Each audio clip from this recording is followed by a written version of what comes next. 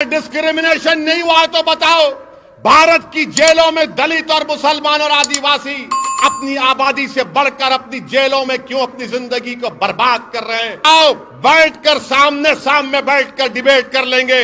सिर्फ 5 मिनट के अंदर तुम अपनी चप्पलें बगलों में रखकर भाग जाओगे। इतना याद रखो, अगर खामोश बैठेंगे तो फिर आप और हम गूंगे हो जाएंगे। अगर अब खामोश हो जाओगे तो मुर्दार कहलाओगे, जिंदा नहीं कहलाओगे। मैं आपको बताते हुए तकलीफ महसूस करता हूं कि मगरबी बंगाल में 27% मुसलमान हैं। 27%। आपको मालूम मेरे दोस्त कितने मुसलमान मगरबी बंगाल के जेलों में हैं? 38%।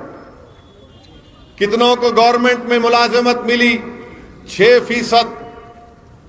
कितने मुस्लिम बच्चे स्कूल के बाहर हैं?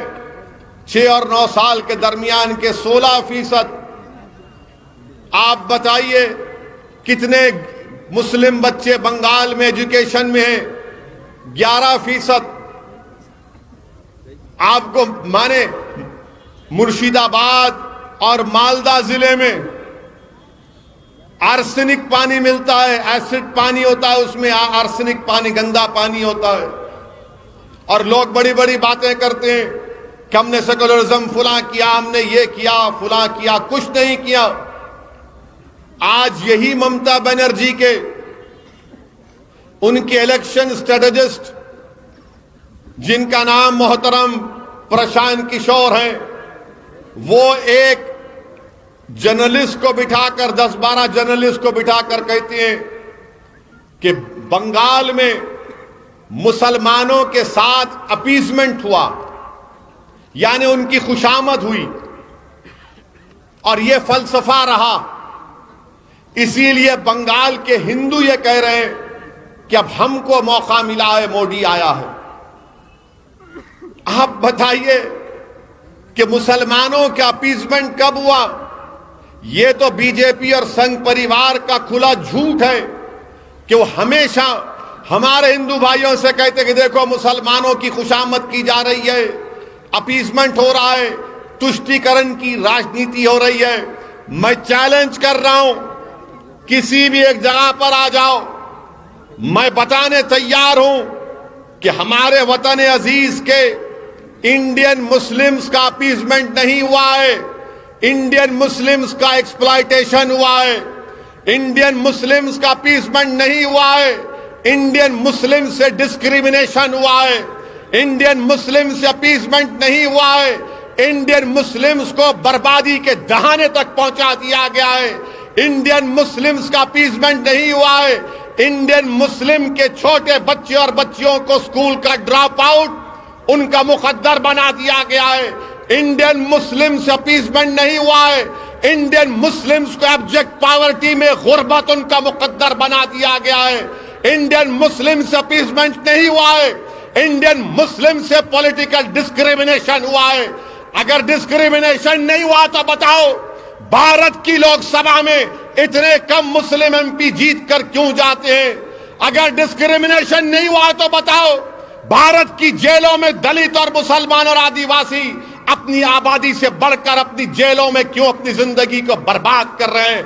अपीजमेंट अगर हुआ है, अगर कोई कह रहा है, आ जाओ बैठकर सामने सामने बैठकर डिबेट कर लेंगे। सिर्फ 5 मिनट के अंदर तुम अपनी चप्पलें बगलों में रखकर भाग जाओगे। मैं दलाल के साथ तुमसे कह रहा हूं। मगर अल्लाह अकबर। सुनो, अभी ममता बनर्जी भी ऐसी करते थे, सर पे ओढ़नी ओढ़ लिए। अल्लाह अकबर। अब बेचारा मुसलमान, अरे बोला ना, बोलिए अल्लाह अकबर, बोले, बड़ा खुश। अरे देखो भाई ममता बनर्जी बोले। बस जज्बाती मुसलमान आंख में आंसू लाके क्या बोले। एक बार तो उनका वीडियो मेरे को दिखाए, उन्होंने बोले ला इलाहा इल्लल्लाह मुहम्मद रसूलुल्लाह। अब हमारे लोग, मियाँ कुछ दिख रहा? कुछ भी नहीं दिखता बाबू। ये खाली आपको खुश करने के काम है। अब रमजान आ रहा, हर आदमी इफ्तार की दावत, अब तो बीजेपी भी कर रही है। ये हमको जरूरत नहीं है इन चीजों की। हम जिसमें ममता बनर्जी के इलेक्शन स्ट्रेटेजिस्ट कह रहे हैं कि मुसलमानों से अपीसमेंट हुआ, ये फलसफा है। अरे हमारी बर्बादी के फसाने बन गए भारत में, मेरी बर्बादी के फसाने बन गए, और आप आकर मुझसे कहते हैं नहीं अपीसमेंट हुआ। मैं आपसे कह रहा हूं कि अपीसमेंट इसको कहते हैं कि रमजान आया, इफ्तार की दावत, एक मुशायरा कर दिए, कव्वाली कर दिए, होगा नहीं, इसकी हमको जरूरत नहीं है। मैं उन नौजवानों से अपील कर रहा हूं जो मेरी बात को समझ रहे हैं, उन बुजुर्गों से इल्तिजा कर रहा हूं, हमारी मां और बहनों से गुजारिश कर रहा हूं जो अपने घर में बैठकर इस दीवाने की आवाज को सुन रहे हैं, याद रखो, अगर आज आप उठकर अपनी जमात को मजबूत नहीं करेंगे, अगर आज आप अपनी आवाज को मजबूत नहीं बनाएंगे, अगर आज आप मुत्तहिदा तौर पर अपने वोट से अपनी पार्टी मजलिस इत्तेहादुल मुस्लिमीन को कामयाब नहीं करेंगे, अगर आज 2021 में इस मुल्क का दलित, इस मुल्क का मुसलमान, इस मुल्क का आदिवासी अगर मेरी इस बात को नहीं समझ रहा है, तो याद रखो नुकसान हमारा होगा। फिर रोकर शिकायत करने से कोई फायदा नहीं। और हम पे इल्जाम लगाते हैं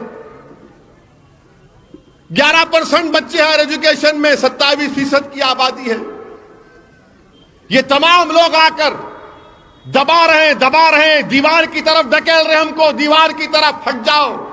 जिस तरह कचरा साफ करते ना झाड़ू से, इस तरह हमको कचरा समझकर साफ कर रहे हैं। याद रखो, मैं जब तक जिंदा रहा अपनी ये बात करता रहूंगा, मुझे परवाह नहीं है किसी को तकलीफ हो, मैं सच्चाई को बयान कर रहा हूं।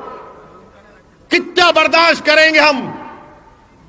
मस्जिद को शहीद कर दिए और हमसे छीन लिए, फसाद करवाए, इंसाफ नहीं किए, जालिम को इख्तियार दे दिए। अब बताइए आप, अगर अब नहीं उठेंगे तो कब उठोगे? मेरी बात अगर कड़वी लग रही है तो आदत डालो, क्योंकि मैं यहां पर तुम्हारे सामने खड़े होकर चापलूसी या मुनाफिकत नहीं कर सकता। मैं तुमको सच्चाई बता रहा हूं जो तुमको नहीं बताई गई थी। यह सच्चाई है हमारे देश की, यह सच्चाई हमारे देश की। यकीनन देश से मोहब्बत करना है और करते रहेंगे, मगर देश से मोहब्बत करना अलग है, सियासत में अपना मुकाम पैदा करना यह भी हुब्बुल वतनी है। अगर भारत से मोहब्बत है तो भारत की सियासत में अपना एक मुकाम पैदा करो। हम गुलामी करने के लिए नहीं पैदा हुए, हम चापलूसी करने के लिए नहीं पैदा हुए। डरना डरा रहे हैं, क्यों डरेंगे? किससे डरेंगे? नहीं बीजेपी आ गई, अरे बीजेपी आ रही तो तुम्हारी वजह से आ रही। राहुल गांधी नहीं हारे अमेठी, मैं हराया जाके। वहां से गुलबर्गा से क्या नाम है हमारे मशहूर लीडर का, वहां के खड़गे साहब हार गए, मिर्ची से ठहराए उनको। अब्दुल रहीम मिर्ची लगाए जाके, हार गए उन्होंने। अब उन्होंने क्या बोल रहे कांग्रेस के लोग, नहीं कैसा दिए इलियास बागवान को, हमारी सीट है, तुम्हारे बाप की सीट है। हाँ, या तुम्हारे खानदान में मेहर में आई थी वो?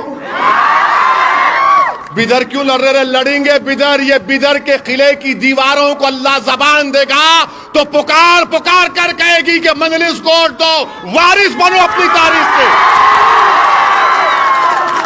क्यों लड़ रहे, वहां क्यों लड़ रहे, इधर क्यों जा रहे? वो गया जमाना, बैठो बोल तो बैठना, उठो बोल तो उठना नहीं होता। अब हम बोलेंगे भाग तो भाग, यहां नहीं लड़ना। वहां क्यों जा रहे आप? नहीं बंगाल में क्या करेंगे, आपके जलसों में लोग नहीं आए, मिला न मत आन दो। आपको तकलीफ, पेट में क्यों तकलीफ हो रही? नहीं लोग कम है तो भी आप जोशीली तकरीर करें। अरे दीवाने करना है, जोश पैदा करना है। जब तक जोश नहीं पैदा करेंगे होश में फैसले नहीं ले जा सकते।